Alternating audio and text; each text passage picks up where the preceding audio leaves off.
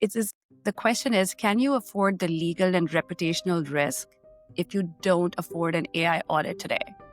I think that's my biggest ask to those people. Like, we have seen so much in the industry at this point in time. It will be a bigger reputational risk. Like, at this point in time, that we are entering a world where models make decisions faster than organizations can currently understand, or even CEOs can understand, and people don't know what they're using. So the traditional compliance frameworks, the ISOs and the ones you're talking, they don't work anymore. Like, they capture like one single moment in time. They need to do is there has to be governance. I know this is something we're very passionate about. So there has to be governance. There's the guardrails that we want.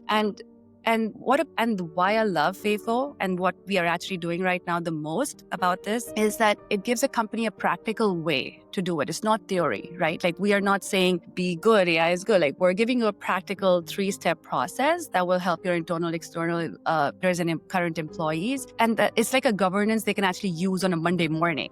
Right. So I think that's what I think is my message to the companies. Like, if you can't afford an audit today, are you ready to afford the legal risk and reputational risk later on? Very cool. Thank you. Thank you for sharing that. Yeah, and I think a lot of the bigger companies, they have legal departments, they have their privacy, they have all of those checks. So, and they're also learning and evolving. But a lot of the smaller companies, they don't have that yet. And again, they don't know what they don't know. And as Meg aptly put it, like, can you afford the reputational risk when you're trying to win customers, when you're trying to, make sure that people do business with you? Then at that point, can you afford getting hacked? Can you afford having your customers' data hacked? And your employee and your customers are equally important. Anyone you do business with, vendors. So all of that, a lot of the people, like you said, Gautam, like the policies are not there, and depending on different countries, different states, it's still evolving and it will keep evolving. So I always say that the governance needs to happen at 3 levels. Of course, the government policies and then the state policies, they need to be there, but it will take time for them to come up. The second one is at your company level.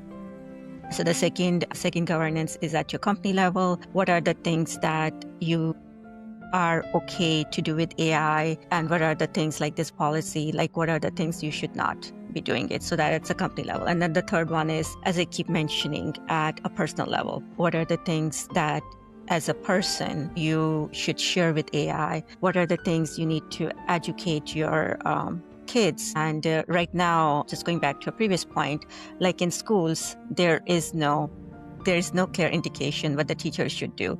Teachers are supposed to learn it. Some teachers are allowing use of AI, some teachers are not, and there's no clear distinction on what they should be doing. There is no framework, there's no standard policies. So there's a lot of work that needs to be done, and having these 3 models, and that's where WAFO comes in. We can help companies while the government policies are getting there. So we can help you think through some of these things. There are risks that they don't even know. So when they do our assessment, like what we were doing at the summit was like, if you think through these things, that you may not even have thought of it, because again, you're just trying to launch your MVP, or you're just trying to get more customers.